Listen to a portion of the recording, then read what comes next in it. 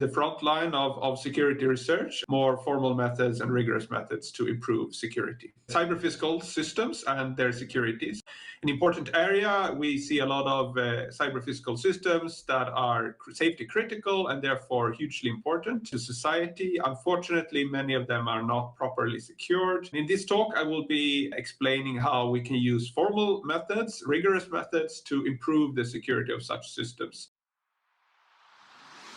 Welcome to talk.cybercni.fr.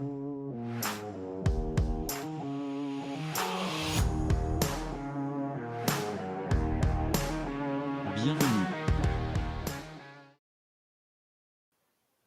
Welcome to the 35th edition of Talk CyberCNI, your monthly cybersecurity speaker series.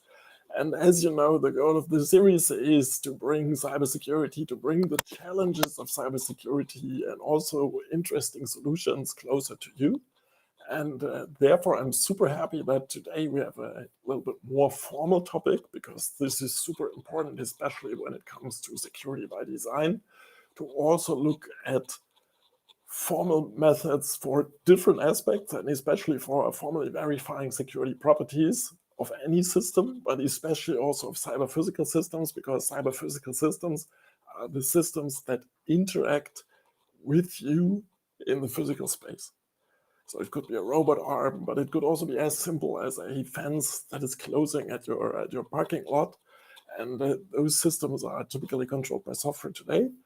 And that they run flawlessly is very important for our daily lives. And so today we welcome Mikael Asplund from Linköping University in Sweden. I will introduce him in a second. But you know it as you follow the series regularly. So we, as always, have a second channel, and the second channel is the Slido. Today we have the 35th edition, and therefore it's not surprising that the URL in Slido is Talk 35. I just switch to it and show you the QR code. If there's an audio trouble, give me a second, then I will fix it.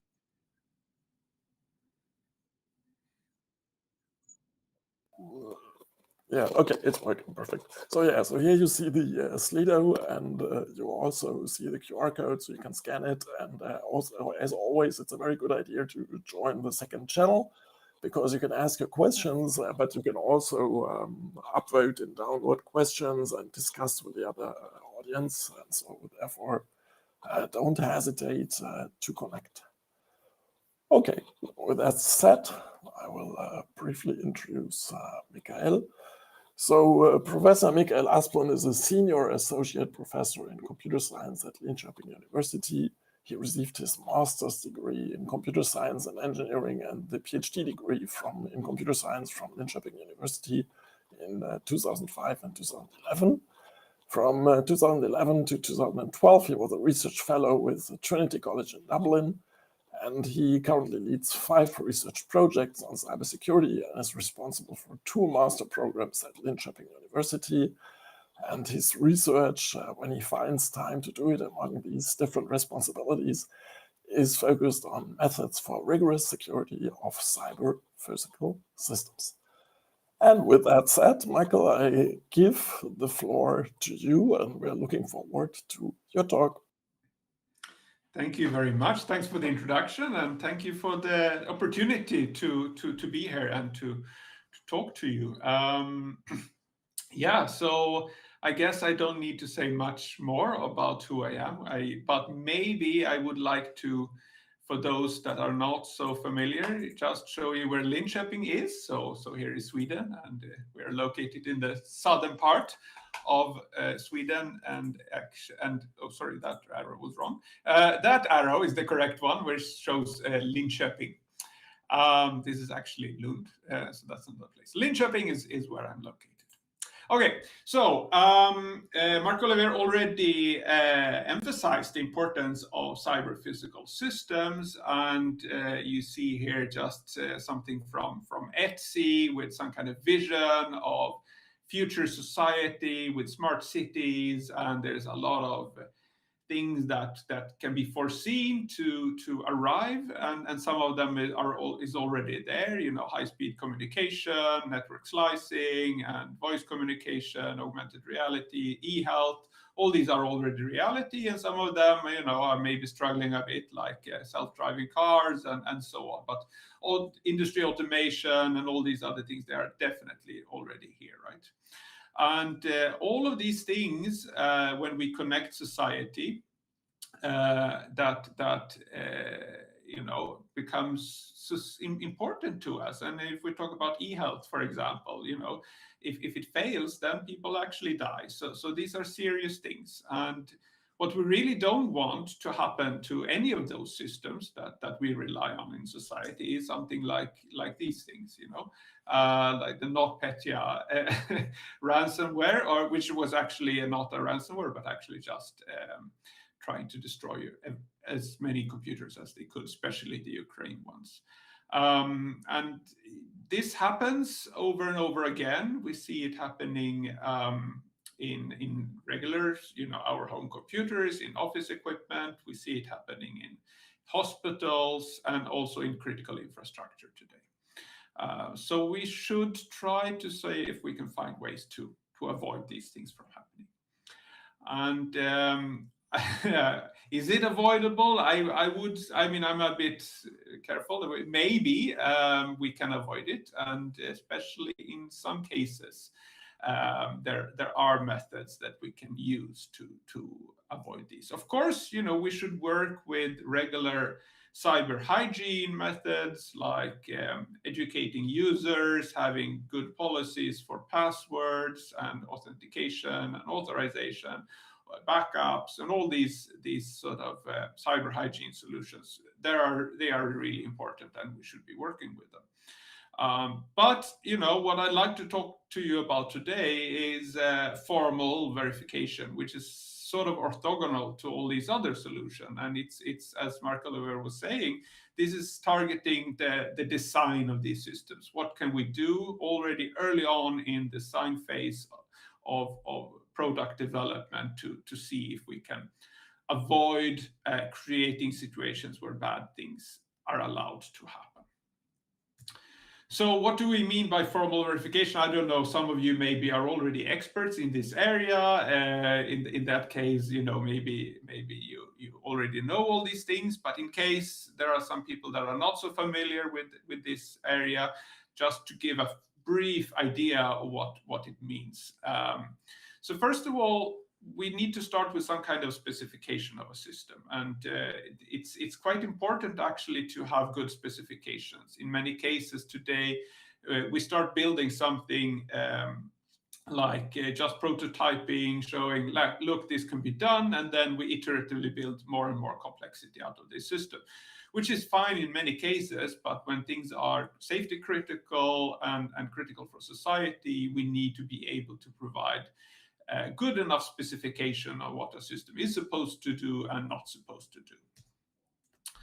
From this specification, we need to create a formal model. And a formal model means that it's basically the same thing as the specification, except that it is expressed in a mathematical language. So this is something that has a well-defined syntax, and you cannot have any ambiguities in regards to what the system behavior is supposed to be in any given situation.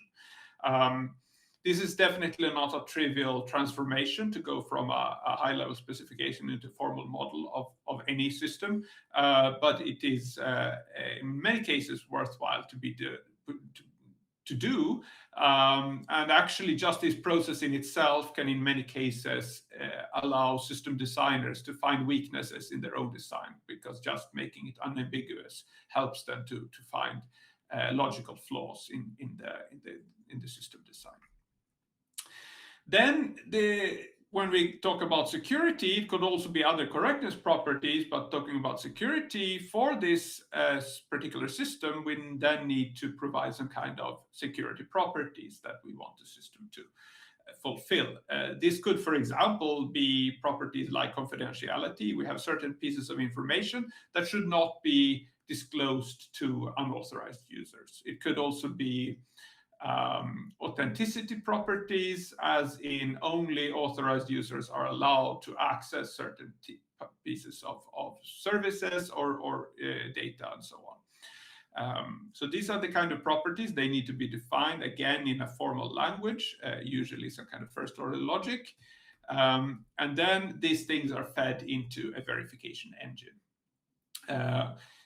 The verification can, in some cases, be done manually, but for most of these systems, they become so complex that the number of potential states, and therefore things one has to check, easily go in the order of billions or tens of billions or even more. That means that we have to have computer-aided verification. So that's basically some kind of software program that runs through this model with regards to the software properties and comes up with a verdict. So the verdict could either be that the model is secure. Now I say model because it's important to emphasize when you see that something has been formally verified, it doesn't mean that the system itself is secure. It means that the model of the system is secure. So this is, of course, one of the challenges, which we'll come back to later in this talk. But anyway, having the model being secure is proof of something. The other option is that we get an attack trace, that is the verification engine is able to find a case within the model that where one of the security properties is negated so that it doesn't hold anymore. And then from that we can get an attack trace, so we know that an attack is possible in the system. Unfortunately, there is also a third case, which is some kind of unknown output. Many cases, this comes in the form of non-termination. Basically, that the system is so large and the state space is so large that it will take the age of the universe to find all the possible traces, and therefore it might, in many cases, end up not knowing the answer. This is a very, very general process and can be instantiated in many different layers and many different ways on a system. And I would like to talk about 3 layers of formal verification in cyber physical systems today, just to give a sense of I mean, some things that we've been working with, but also generally what kinds of problems that can be targeted using these methods.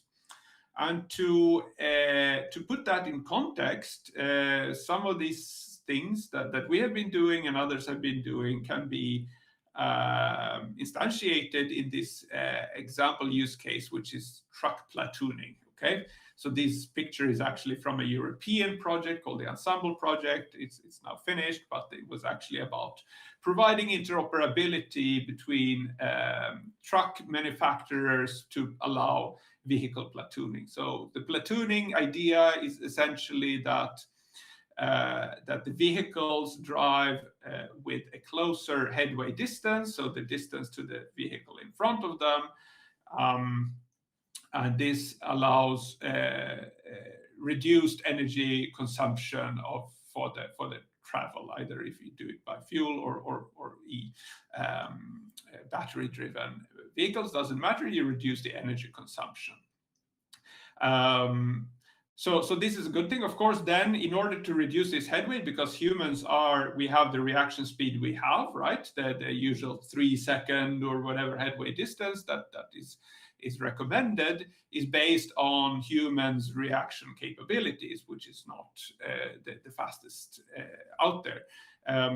But of course, if we are able to provide some kind of semi-autonomous driving mode where the trucks communicate with each other, and as soon as you start braking at the front vehicle, everybody knows about it and they can brake synchronously. So this is an interesting case, and there's a lot of interesting problems in this space. But just to look at some of the bad things that can happen in such a scenario. So one of the things we've been looking at is, what if one of these vehicles is compromised, so an attacker is able to get on the software of the vehicle and is able to get it to lie about its position to the other vehicles. We've shown that it's very easy to cause crashes in such situations. Another potential possibility is that you get some attacker that is able to get into the communication that goes on between these vehicles and intercept the traffic and potentially insert malicious packets, so that you're not actually in one of the vehicles, you're outside any of the vehicles in the platoon, but you're anyway able to disrupt the communication between the true vehicles. So this could be done either by fooling other vehicles to misbehave, so that I sort of manage to convince them to do something bad, or if there are weaknesses, so vulnerabilities in the system software running on these vehicles, then maybe I could trigger that and thereby go into maybe the first of these bad options. So 3 levels, right? Lying about your position, and then looking at the network level, getting entities to misbehave, and in the third one actually going for the implementation of protocols. So looking at the first level then, when you sort of try to lie about where you are, this is actually quite tricky. And if you look at it from a cybersecurity perspective and sort of the typical methods that we apply in security, in the security area, we're actually not so used to handling this case where entities are lying, because it's sort of like we like to preserve integrity of information, we like to preserve signatures and authenticity of origin and so on, but actually lying is on a different kind of level of things. So one of the things that one can do in this regard is to try to reason about sort of physical position views. And one concept that we have been exploring is something called view membership. So a view membership is essentially just a set of entities that is present in a certain geographic area.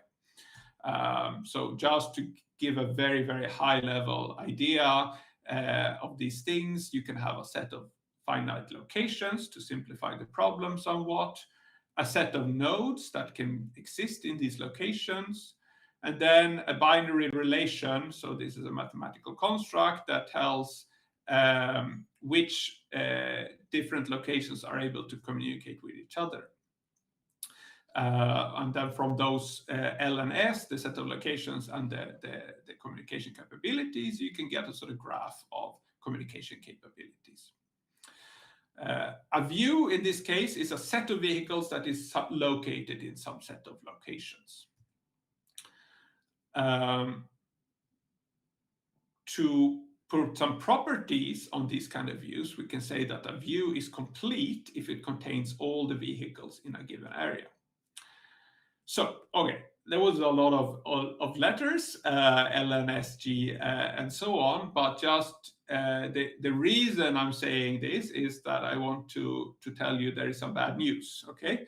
But the bad news is going to come with some good news after that, so it's not so bad after all. Okay, so we remember this, that we have a view, there are some locations, and there are some nodes in these locations, and a view is complete if it contains all the vehicles in an area. Now, it turns out, without going into the details of this theorem, and I definitely will not go into the proof of it, but it turns out that it's the case that if we have some kind of system and a view, and we have a number of malicious vehicles, that vehicles that have been compromised, then it is the case that we cannot verify completeness for these views if this inequality holds, okay? Where this gamma of G is the number of vertices in the smallest dominating set. So this is some graph theoretical ideas going into these things, and just sort of the high level translation of this theorem is basically that it takes not that many malicious vehicles to make it impossible to verify completeness of these membership views. Okay, so that's the bad news. It's hard to know that your views will be complete.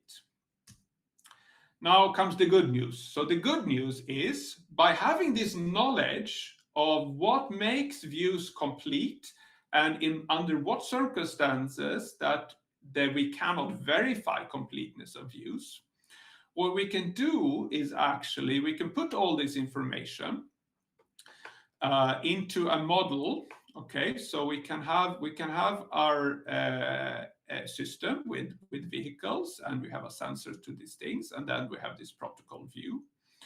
And then we have a detector that tries to reason about other vehicles that might potentially be in places that they are not claiming to be in. Then, based on the model we have of this system and the fact that either we sort of violated detection, then of course it's clear, you know, people are not, we detected a node where it's not supposed to be. But if a node is not detected to be not where it's not supposed to be, we don't know, basically. And then we can use a sort of formal reasoning engine to reason about, is it possible for these vehicles to be in a place and lie about it without not detecting it, okay? It's a bit meta here, but but just to get to the point that I want to say, and then we'll go on to some other things, but just to get to the point here, is we get this kind of behavior of this detection engine if we allow some kind of formal reasoning about the detection capabilities. So what you see in this graph is on the x-axis, you have the edge, basically how well we can detect other vehicles in our vicinity. Okay, so if we go to the right-hand side, we have perfect detection almost, right? We can detect through cameras, through radars, through whatever LiDARs we have, we are able to see what is going on, okay? Then in all the cases, then we have either two cases. It's the green one, which is that everybody is where they say they are, or the blue one is that some nodes are lying, but we are able to detect that they are lying, okay? Now, the worse our detection capabilities are, so we go down to the left side here, so we cannot detect everything, then we cannot anymore know either they are correct or they are false, so we get unknown cases, which are the sort of yellow and light blue ones, so that we miss a detection, we don't know, or we miss the verification. However, the interesting thing here is that we are able to tell the high-level software that is dictating things that, yeah, actually we don't know. We might be fooled, we might not be fooled, but we don't know. And that allows the sort of reasoning engine to say, okay, but let's be a bit careful. Let's not trust these vehicles. It might be telling us the truth, but we actually don't know. And therefore you can take appropriate action after that. And the important thing is here, there are no false verification and there are no false detections in this kind of scenario. So there is actually, even though it's impossible to have, and that we can see here, perfect detection, even though we don't have perfect detection, we know when we don't have it. Okay, so that's the high level kind of thing when you lie about positions. Let's go now to intermediate level thing, which is essentially if you manipulate traffic to fool other vehicles. And then we get into communication protocols and how we can reason about secure communication protocols. This is a completely different world. And to get you into the mindset of that world, I will just show you a very, very different example. So the example here I have is the Needham-Schroeder key exchange protocol using a trusted third party. Okay, so this was proposed in the 70s, I believe, and it's a protocol designed to allow two entities to share some secret. Okay, to establish a joint key. Okay, so in this case it's nodes A and B. You see them here.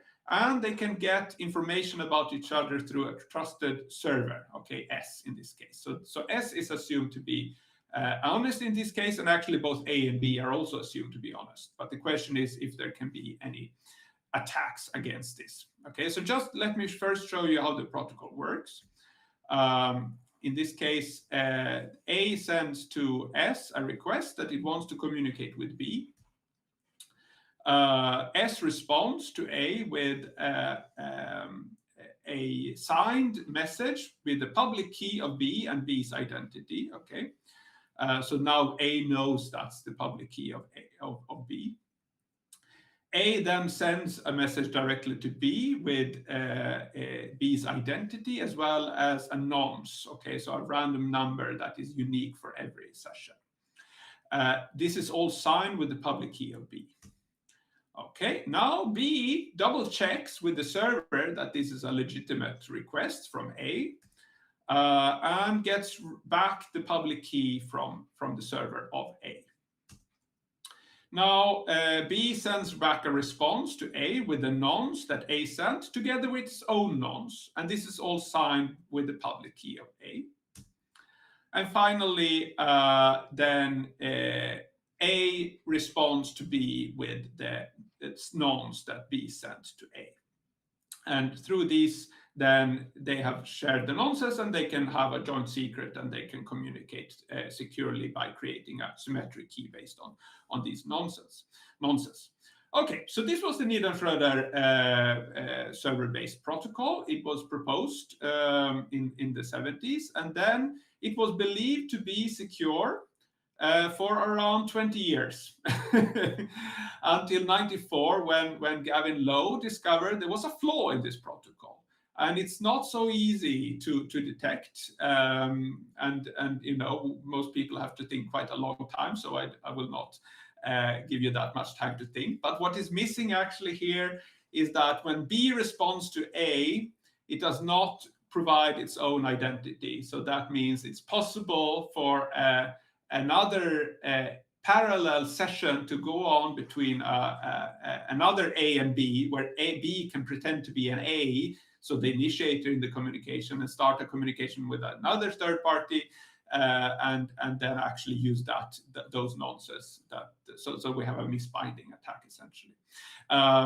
So this is, you know, these things. The reason I want to show this, now it's been fixed for, you know, over 30 years.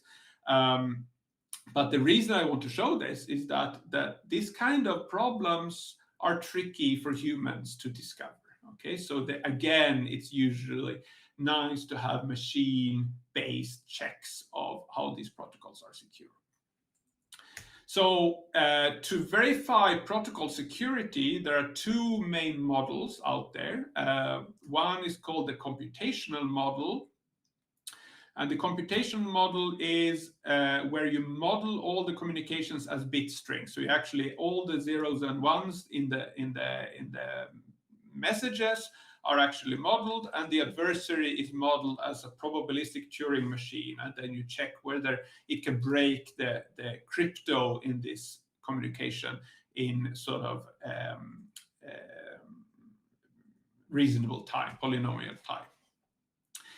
The other option that I will show some results from is a symbolic model. So in the symbolic model, you actually assume encryption will be perfect. Okay, so you say all these public key crypto is perfect, all the symmetric AES crypto is also perfect. It will not be broken.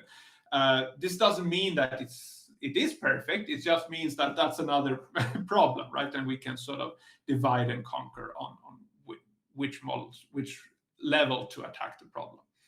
And in this case, the adversary is called a Dolev-Yao model, which essentially means that the attacker is able to intercept any message, to block any message, and introduce any new message into the communication channel. So it's a fairly powerful attacker, but it's not within the memory of any of the participating entities.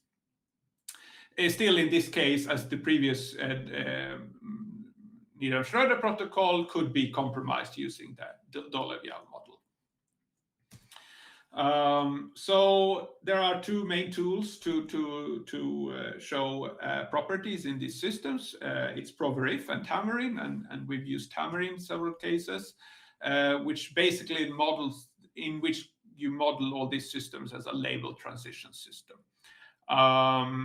So what does it mean? You have a set of rules here. So any action in the network is modeled as preconditions.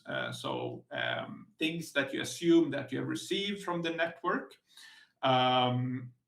Action labels, which are basically trace labels for what occurs during this rule. For example, I received this message and I send that message, and then you call that something and you say a trace action has occurred. And then you send some data to the network. And the properties, if you remember the picture I showed where you have a model and then you have properties. So the properties in this case are properties over traces. So you say that in all traces of this protocol, this property must hold, okay? So this is the kind of things you do.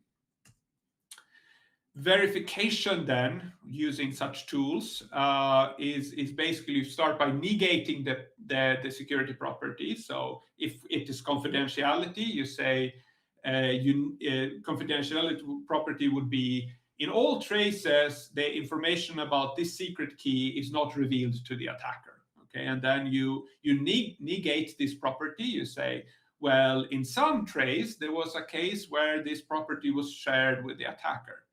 Okay, and then you try to build backwards and find a case where this could be satisfied. And if you find a satisfied case, then it's an attack trace. And if you cannot find it, it's impossible, then you know that it's secure. Unfortunately, every time there are multiple ways of getting the same result, you have to branch, so you get this kind of tree structure where you have multiple options. And these trees can become very big with thousands of branches or millions of branches. So in some cases, we end up with sort of non-termination in this case. Okay, a bit theoretical, but just to bring it back to reality, some of the things we've analyzed using this method. The first is actually this case with the vehicle platooning. So a protocol in pre-standardization phase, the actual protocol, we could verify most properties, but also show some weaknesses in them that we fed back to the developers. We showed problems with lawful interception. So this is part of current 5G communication that is actually vulnerable to framing attacks, so that you can frame people for being responsible for actions that they are actually not. And then we propose some non-frameability mechanisms to this 5G communication layer.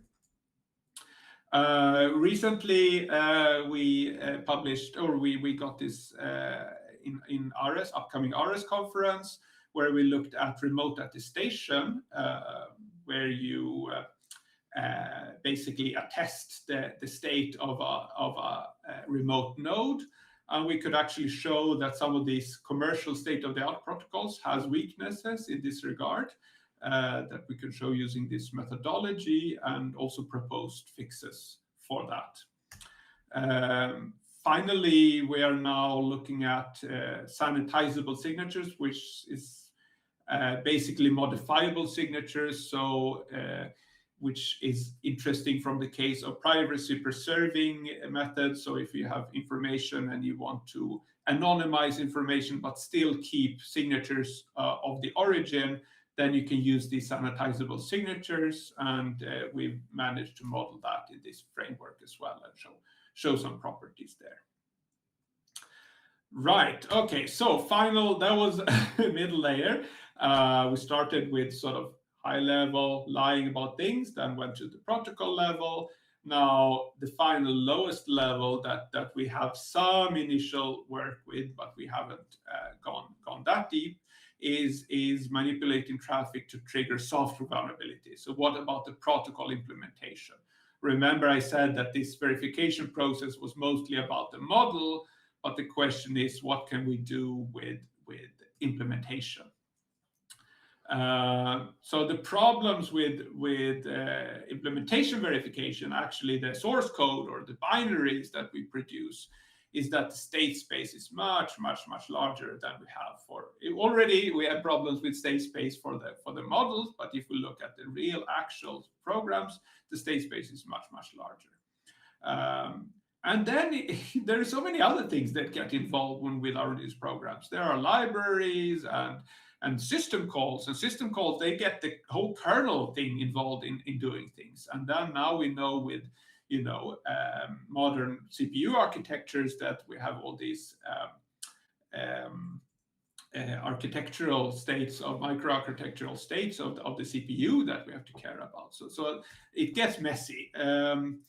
But there are some potential solutions out there, and one of them is sort of formal friendly languages like F-star and these kind of things, where basically you encourage developers to use a programming languages that is easy to formally verify.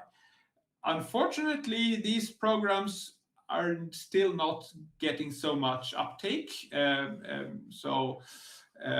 that's complicated. Another one is to do annotation. So you do your regular programming language, but you annotate it with a lot of metadata, pre and post conditions. This is supposed to be the case, and this is supposed to be the outcome. And finally, symbolic execution, which is basically you run through your program as usual, but you do it using symbols rather than actual data. And this allows you to maintain some kind of more abstract view of what goes on in the actual program. This is a sort of thread that we've explored a bit. And just to say a bit more of this, this is a symbolic execution. This is, by the way, some AI's view of what symbolic execution is. So just to give you a very, very high level view of what it does. So imagine this very simple function. This is some kind of Python, right? So if you have a function that takes an input parameter a, and then if a is larger than 2, you do some x, and then otherwise in all other cases you do some y. Okay, so now you have a program with 2 branches.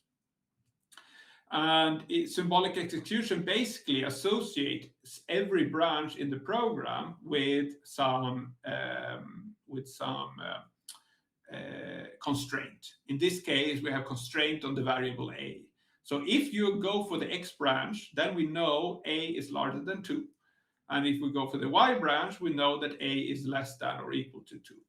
And if we just go through the whole program like this, then the set of branches will increase exponentially. But for every branch, we will have a set of constraints that we can use and feed to a constraint solver, like a SAT solver, and then we can get all the cases for which we can reach that state in the program. We've used that. It's a fairly powerful technique, and we've actually used it to find some security bugs for security protocols in the wild, actually TLS. This is something we are currently publishing, hoping to publish, I should say. And we'll still get, of course, a lot of state space explosion in this problem space. I would also say that a lot of these frameworks used for symbolic execution is still not really that mature today, but it's something that needs much more research to become stable. Okay, so my final slide is actually, I think I maybe promised to say something about how you go from high level to low level properties. I don't have a solution, unfortunately, to this problem, but something that is interesting to consider going forward. Now I showed 3 different layers of formal verification in the cyber physical space, is to think about, and there are some very, very initial works on this end, but a lot more should be coming forward, I think, is how do we go from the high level properties down to the protocol specific things, and then down into the implementation level properties. This is something that we've been having as a high overarching goal, and see what can we do to enable those kinds of transitions. And I think that this is something that is this very interesting research venues for the future. And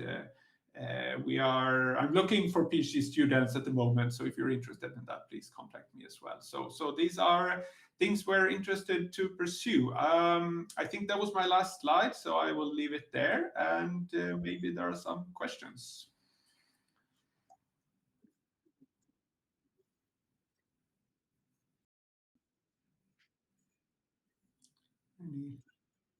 Yes.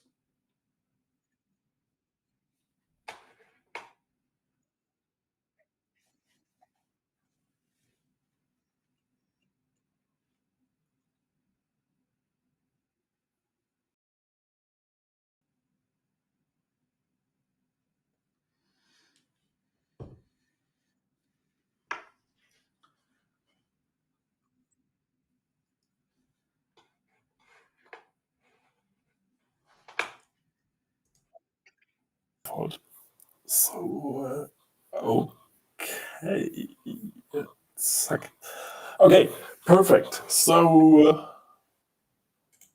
yeah, thank you very much, Michael. It was a wonderful and very interesting talk, and my fault that I didn't switch before. I trapped again into the OBS studio mode where I see a preview and the controls are for the other window, and therefore I was irritated. So yeah, I really loved the talk. It was really super nice. And especially also the slides, very nice slides, very good. So the first question, let's start a little bit easy, but also a little bit deepening on the subject.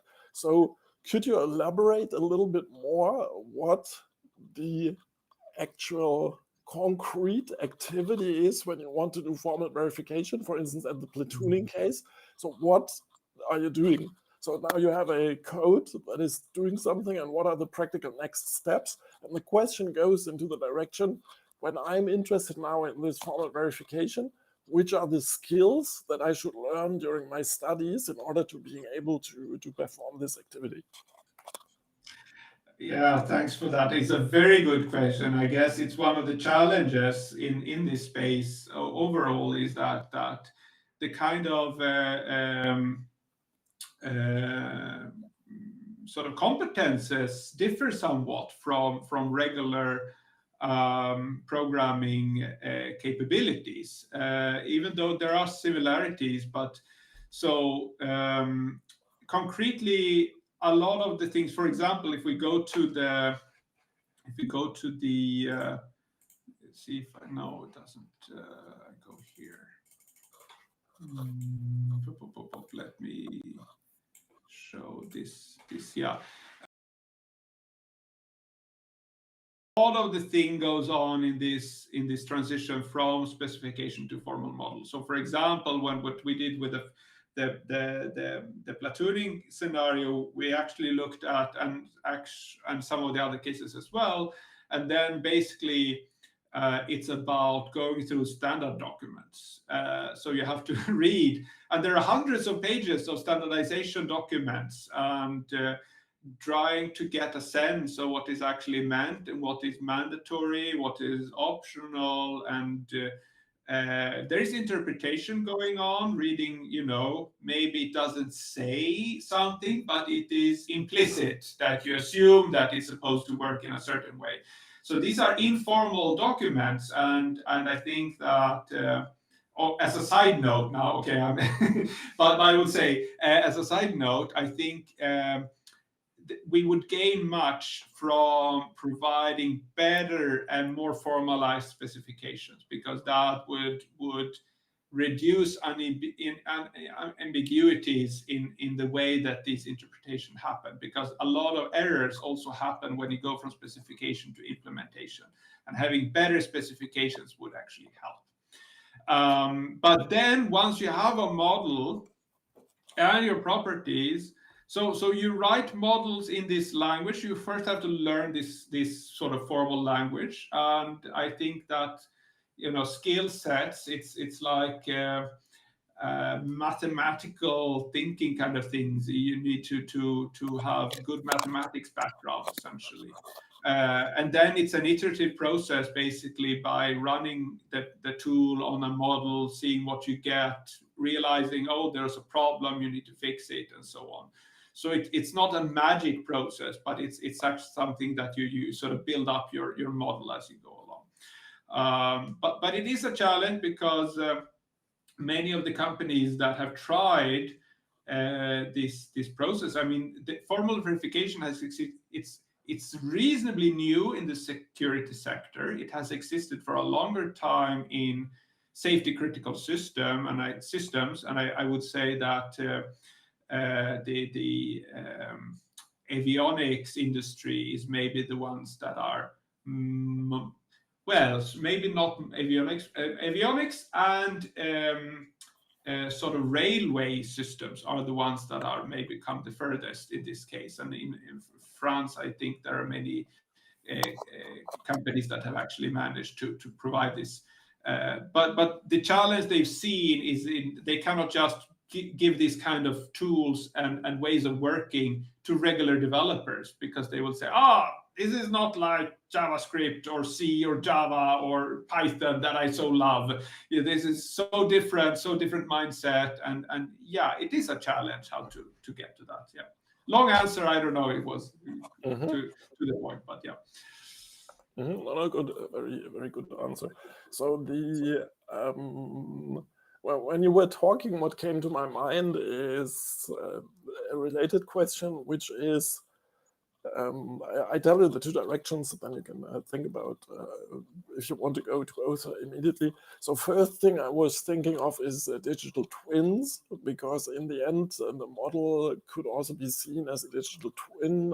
And when it comes to digital twins, and this is the second and more closer question, how do you know that you modeled all the relevant aspects or even all aspects of the system so that the result of your formal verification is meaningful, or that you can say the limitation of the proof is on these and those aspects of the system? So is there a process to do this? Is there best practice? Any ideas in that direction? There are some proposals on how to do that kind of things. I think that generally it's a very difficult problem. It is true that you don't know usually to what extent your model is or your reality is representative, or your model is representative of the reality or not. You know some cases where you made intentional abstractions, but in many cases there are also unintentional abstractions that you do, and you don't know to what extent the underlying actual implementation differs from your idealized view of the system. I guess there are two things that can be tried. One of them is synthesizing the implementation, so that if you have actually your implementation is created from your model rather than your model from your implementation, that can help. So there are some such tools. Of course, you still have an issue with that transformation process, but at least it's codified so that you can investigate that transformation tools and see whether they behave as you think they do. It's not sort of arbitrary as if it was when a human was doing it. And I guess the other way around, which is the sort of the symbolic execution one, is actually that you actually implement the system and then you try to abstract on that actual implementation. And again, it is an abstraction, but you know to what extent you lose fidelity and details in that transformation. Very good. So again, two branch possibilities. Let's go with the more concrete one first. So let's go with the third direction first. So the title was something with cyber physical system, and clearly the platooning, of course, is a cyber physical system. But are there special properties of cyber physical systems that make it especially difficult or easy to do formal verification with such systems? I mean, one thing is that it becomes more important, right? I think that's, I guess if you are, for example, developing, I don't say that they're not important, but the economic incentives, maybe if you're developing web services or office IT systems or something like this, maybe it's easier to make the calculation that yes, of course there are issues, but when there are issues, we will fix them. And instead of investing the fairly high cost in, as you say, you have special skill set, you have to have this process. There's a lot of upfront investment in order to be able to do these systems. And whereas if you have cyber physical systems that are often critical, airplanes, cars, electrical grid, all these things, then you have a level of criticality that means that a problem might actually break things in a very bad way or even cause harm to people. And then they are not acceptable, these problems anymore, and therefore the initial investment might be worth it. Now, things that make it more difficult, definitely the fact that you have, and I guess that was the first level, because the highest level there, the fact that you have a physical reality to take into account, and the end result of your state of your system also is what is its physical state, right? Where is it located on the road or on the rail track, or what does this sensor say, and so on. And that makes for definitely for a challenge. Maybe also a thing that can make it easier is, I would say, even though we tend to make our system more and more complex, I would say that in the cyber physical domain, there is at least some restraint on reducing complexity that allows us to reduce complexity somewhat. So, I mean, if we look at the software for, I don't know, Windows or the Office system or whatever, it's millions and millions and millions of lines of code. And I think that in many of these important systems that we are relying on, there is a stronger incentive to say, well, let's not just add more and more features, but actually let's focus on robustness and correctness, and that makes the system smaller and slightly more amenable to verification.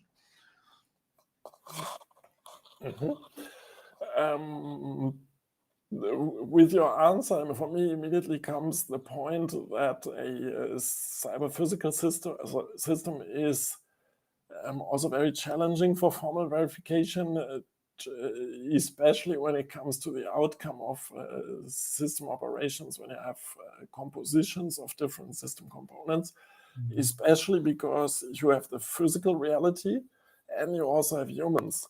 And could you say something? Are both excluded from the process because it's just not part of the formal verification because it's rather behavior of the software component, or is also modeling the physical world or aspects of the physical world and also aspects of the users are also research topics in the domain of formal verification today?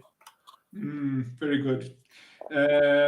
So, I mean, there were three things in that one. So, first of all, the compositionality is indeed a very, very big challenge, and it's a whole research topic by itself.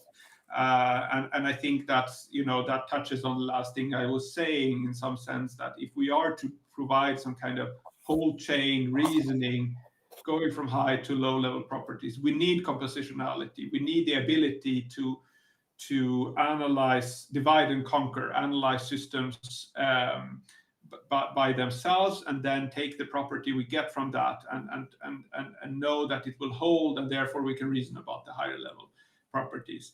But there are so many things that challenge the compositionality, and even without bringing this complication that you say with physical reality and humans and so on, but even just a simple program is difficult to reason about compositionality, but still a very interesting research topic. Now, bringing in environment, if I take that first, that's been an ongoing research problem for a long time, and there's this field called hybrid verification, where you sort of mix the discrete state representations with continuous analogs like control theoretic rules or dynamics of systems and so on. And there is definitely work there. So far, it's been struggling to get scale. If I say that it's hard to scale sort of just purely discrete systems verification, if you have hybrid, it's get even worse. But doesn't mean that one shouldn't pursue this thing, but it gets complicated. I think the involving human side and the behavior of humans is definitely a topic that deserves more attention. I know that there are some works that do actually provide formal models of human behavior and try to integrate those in a social technical model. But I would say it's a very small fraction of all the formal works out there, and would definitely deserve more attention. Yeah. And I really like the answer, because it also reflects that even on this, I would say, very close to mathematics or very theoretical topic, in the sense that it's really symbolic execution and so on, even there is this interdisciplinarity coming in, that you also have to model users and so on. Okay, very good. Let's go this road first. So personally, I would advocate strongly for formal verification. I would say, okay, you need it for software products, especially as we have more and more algorithms that are interacting with us on a daily basis. Is that something that is happening in the free economy? Are there certifications, policymakers that are enforcing top-down, having more formal verification? Did that arrive already at the politics level? Very good question as well. I don't know all the things that are happening. I know that formal verification in the safety space has progressed, so that more, for example, aviation safety rules now require certain levels of formal verification. As far as I know, there is nothing in that regard to any security-related requirements. So I haven't seen any of the sort of upcoming regulations that require quite a lot of good requirements, for example, on risk management, on incident management, and security testing and so on. So there's a lot, but I haven't seen anyone saying, well, you should formally verify the security properties of these things. There are some positive signs, though.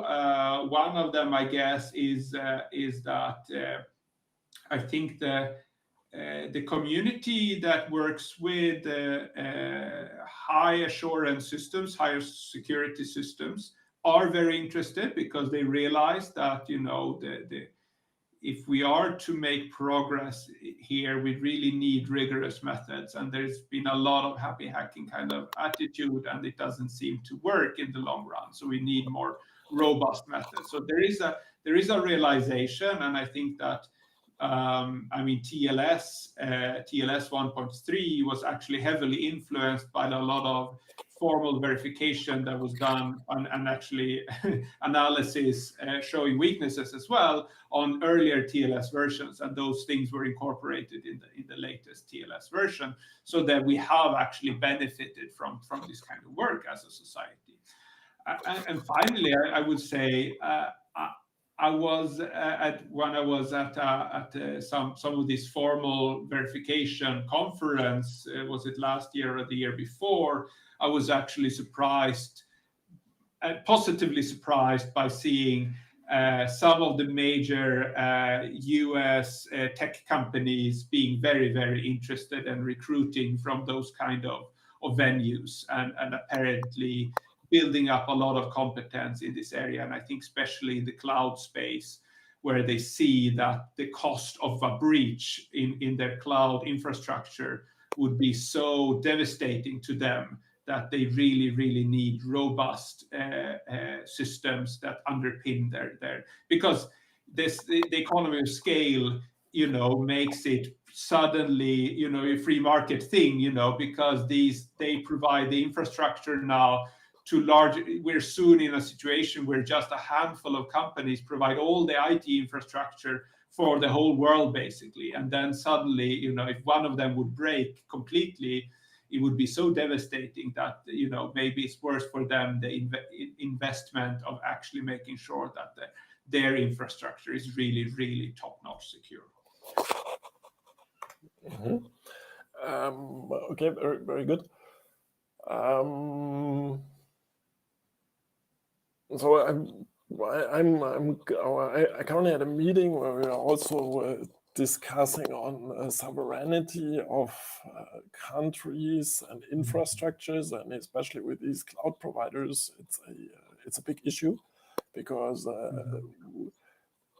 one of the professors I know, he coined or used the term of saying Europe has the risk of becoming a digital colony of the US and also of other countries that might offer cloud services. And my question now is, who is driving this hardening of systems with formal verification? Is it something that is rather driven in the US? Is it something that could be a distinguishing factor for European software developers, for European cloud providers, for instance? Do you have some insider return on that? Which countries and which states are the driving forces behind those efforts? Very good question. I'm not sure I have a good answer. US has been very active in this space. France, I would say, has a lot of competence in this area, historically, especially formal verification. But in regards to the cloud space, as far as I know, it's the American actors that are doing the hard work in this area. But there might be others that I'm not aware of. So it could be something that Europe could be competitive in. But we are. I mean, from the European perspective, the cloud. We missed the cloud train, you can say, right? So that's from the European perspective a problem. Yeah. Let's quickly jump back to the education. So you mentioned model-driven development. One could add test-driven development.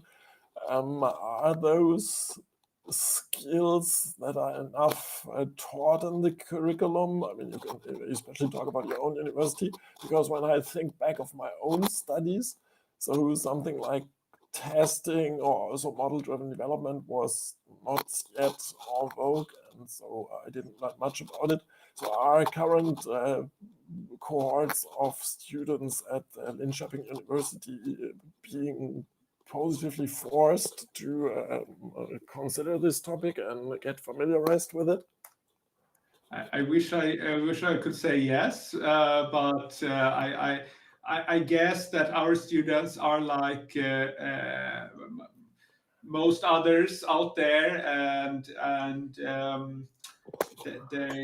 they go for we do the foundationals very well, make sure they really have the foundational mathematics, programming, and so on. But then when we go to these kind of system level things, there's a lot out there. There's so many tracks you can take. And of course, students have a lot of freedom to go in things that interest them and choose directions. And I think that many of them are drawn towards, these more maybe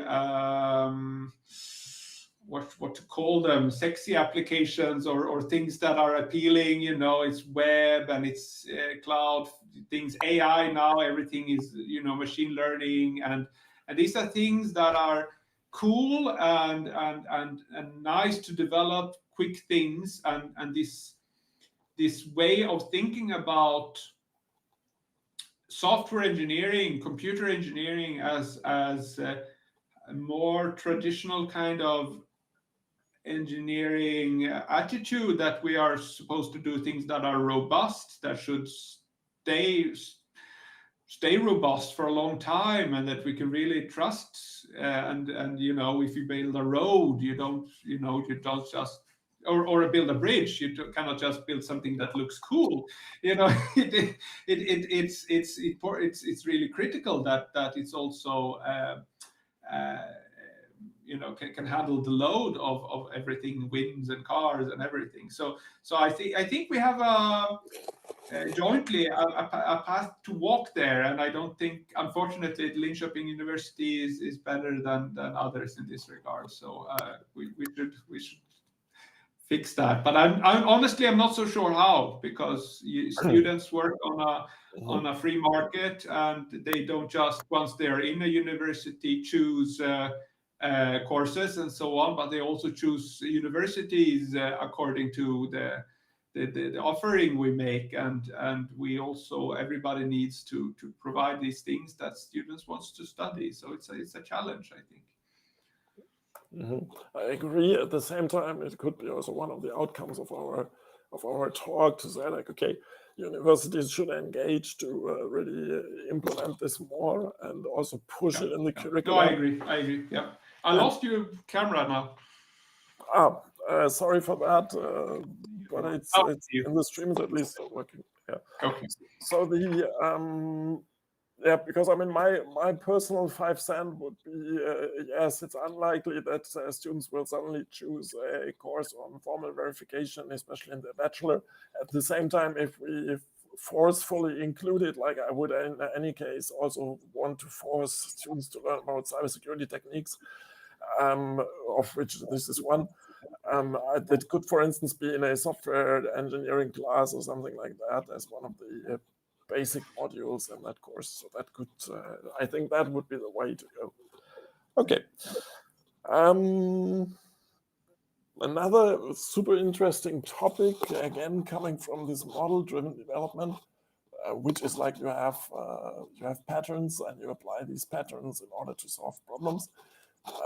When we abstract from that, we end up with tools like Copilot. So we have AI that is automatically proposing us code fragments that we just acknowledge in order to use them.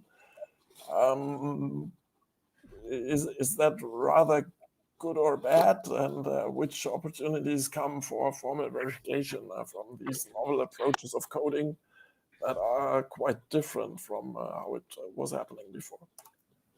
So it's a very interesting that you bring it up. We actually starting a project on this on a very similar topic, and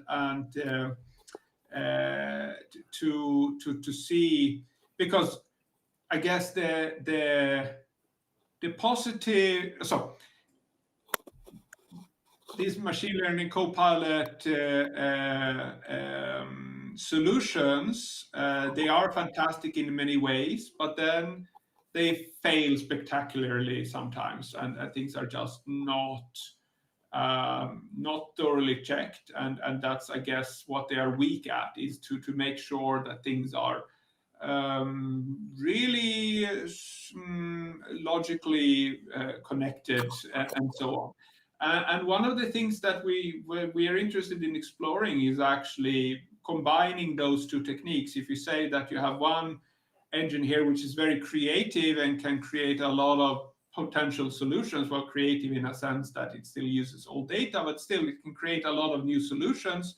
Some of them might be good, but some of them might be really off the charts. And then if you put this kind of verification engine and you say that for every solution I create, I feed it through my verification engine, and if it passes through that filter, maybe it's worth looking at. But if it fails there, I just throw it away and say try again. So maybe there is something there, and I think that's something to explore, definitely. Yeah. Mm-hmm. And in a similar direction, the question, so I mean, we didn't talk much about it, but runtime of algorithms is also always an issue, and formal verification is not necessarily always happening in real time, even though it might even do. But do you, what do you think will be the impact of quantum computers? And now in both directions. So first of all, for executing formal verification, so will it bring speed up, or could it bring speed up? And also in the other way around, and this is a very open question because it's a very specific topic, and I do not expect you to have necessarily the expertise, but if you want to formally verify programs that are running on quantum computers, will that fundamentally change something, or is it just it will take longer because you have to take into account more branches which are executed in parallel in this quantum computer? Do you have some thoughts in that direction? Very interesting. I know a bit too little about quantum computing to answer well enough, maybe, but my limited understanding seems to say that it should be possible for quantum algorithms to provide, because as far as I understand, they are so able to go through algorithms with multiple states at once, and that could potentially mean that you could also verify systems in sort of like polynomial time or something rather than exponential time, which is often. And verification, yeah, it's an interesting problem, I guess, especially if we go to the security area, because some of these claims with regards to quantum key establishment or quantum communication is, of course, that they provide unbreakable security. In those cases, I don't know if formal methods have anything to add, or if it's just the fact that, well, we treat those the same way as in symbolic verification for protocols. We make the simplification that encryption is perfect. Maybe it's similar for the quantum schemes, that we just, this is a black box thing. We assume that it works, and we don't go into the mechanisms of it. Or there is something there one can do, but I know too little, I think, to say. Mm-hmm. Mm-hmm. But it was already very good answer, because even though it was probably not complete, it helps a lot getting a bit the directions and insights. I would love to use the session also a little bit for advertising, more people getting into the field of formal verification. So you personally, as you're working in the field, so what would you say are the cool aspects of it? Why should people want to be interested in formal verification? What is thrilling you on this topic? Okay, thank you for that. I think maybe that's a very good thing to bring up, because I should have emphasized that more, and I think that the big what do you call it, unique selling point of formal methods, of course, is that it it really, when you say something in this picture, when you say it's secure, it is really secure. There aren't any, at least for under those assumptions, right? There aren't any cases that you have missed. Whereas if you do testing, you can do testing for 1,000 years and there can still be cases that you don't know about. And you don't know if there are cases that you don't know about. And that means that you can always do a little bit more testing. And at some point you have to stop just because you get tired of it, and then something bad happens and, oh, we should have done more testing. So this is actually very, very nice. Once you're able to actually go through this process and get your model and actually show the security properties, then you can trust them much more than you could otherwise. So I think that's, that's also very rewarding when you're working on a system and you're able to model it and you're able to verify properties, and then that's really it's really fun. Yeah. And I personally would add to that it's like you have some concrete implementation, and then in the process of formally verifying it, you have to abstract it. You have to really represent what you're doing in a mathematical way, and then you prove it, and you have, as you just said, a definite outcome.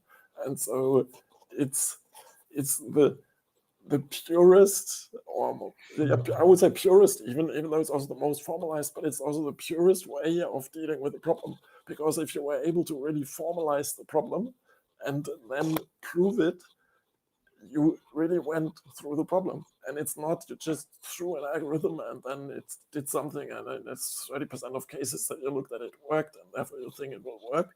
No, it's really you looked at the problem, you understood the problem, you formalized the problem, and you proved something about it. Yeah, I agree. I fully agree, and I think that it brings. It's not just about the outcome of the thing, but it brings something to the whole process. You learn the system in much better than if you just have sort of often obscure code that does something out there that nobody really understands the whole thing. So I think that's a really big benefit. Yeah. Mm-hmm.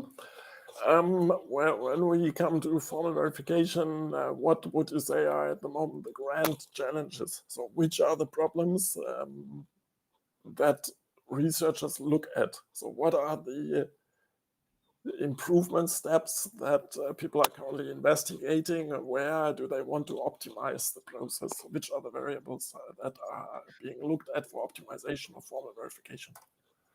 Yeah, I guess it happens all over the space, but one of the really grand challenges, I would say, is the bridging of the different domains. So that we've been touching on, right? The fact that yes, you can have a methodology that works in this particular setting, and another that works in this particular setting, but never do the two meet. And rarely can you bring over properties from this domain into this domain, and I think that is to really allow scalability for these methods. That's what we need to find, I think. Yeah. Mm-hmm. And maybe coming back to the platooning example, could you elaborate a bit which were the biggest and most unexpected outcomes when you did the formal verification in this setting? So was there something to learn from this concrete use case, something interesting that you didn't expect when you started with the project, or was everything? Yeah, I mean, it was just another problem, but it went smooth and we did it, and it was nice to see that it worked. Yeah, no, I mean, I think that not maybe surprising in retrospect, but surprising to us, I think, was the level of, as I was touching a bit upon earlier, the level of implicit assumptions that people make when they describe specification. You take things for granted and you don't specify it, and that creates a lot of ambiguities. And I think that it's not the case that we found any super major bug that would crash the whole thing, but we find quite a lot of cases where if the ones that implement specifications do not make checks that might be assumed to be that they should do, then the thing will introduce security weaknesses. So I think that the lessons learned from that was, as I was touching upon a bit earlier, that we really need better ways of specifying. So there are some way, if we look at protocols now specifically, like communication protocols, there are reasonably user-friendly ways of specifying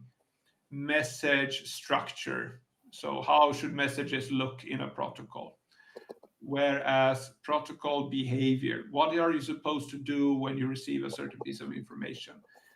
Those are written in natural language, and they're typically not done in a way that is unambiguous. And I think that's one of the main lessons for us that should be improved. But it's a big thing. We're not sitting in all these standardization boards, and new protocols are created all the time. And I hope that some of these people will find these kind of results as well, and make better ways of specifying system behavior in the future. Mm-hmm. And maybe as one of the last questions, so while we were discussing, I was also thinking about explainability. And explainability is also something that is related with AI, but also in general with systems. So do you think formal verification is also a good tool for making systems more explainable? Yes, I think so. I think that's one of the things that we have some people, not me, but here in the department, that actually have been using formal methods on AI models to provide explanations for outcomes of the model. So I think it is that kind of way that a formal verification engine works seems to be reasonably appropriate to find explanation properties of certain outcomes as well. So I think it is an interesting area of to pursue, actually, explainability using these kind of methods. Mm-hmm. Okay, cool. So I enjoyed it a lot, and I hope that we managed somehow to make people see that formal verification is super relevant when they are producing artifacts, software artifacts, but also hardware artifacts. It could also be relevant for that. And for me, it's especially important because more and more aspects of our lives are driven by algorithms, and we are still too much in this mode that they were created ad hoc and only in very critical sectors like banking, where money got lost, or airplanes, as you said it, or trains, or cars also to a certain extent.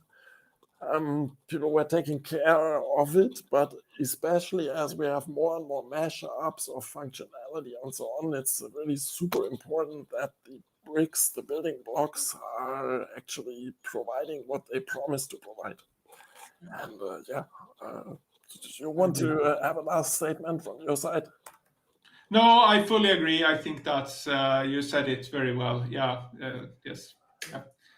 Okay, cool. Then with thanks. So it was a really great pleasure having you on the series, because it was a super important point of view that we didn't have in yet, and that at the same time is super complementary to what we had, because we had anomaly detection, what can we do when we build protocols and so on, how can we counteract, but we never really touched the formal verification. And in the end, as you also said it, for me, it's really the basis for having those components that we can secure by design, to really assure that they are secured by design.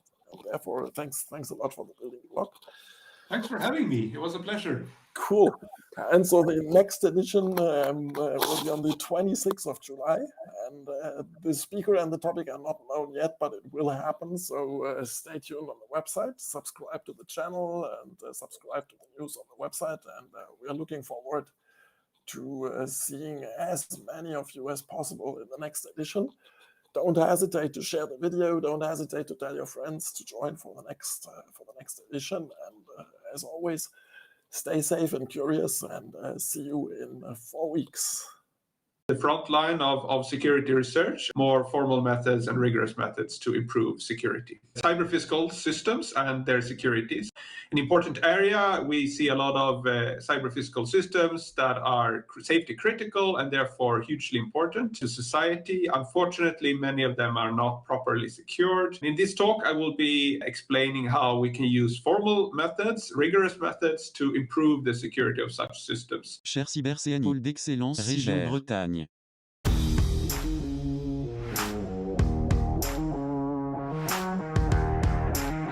Au revoir et à la prochaine.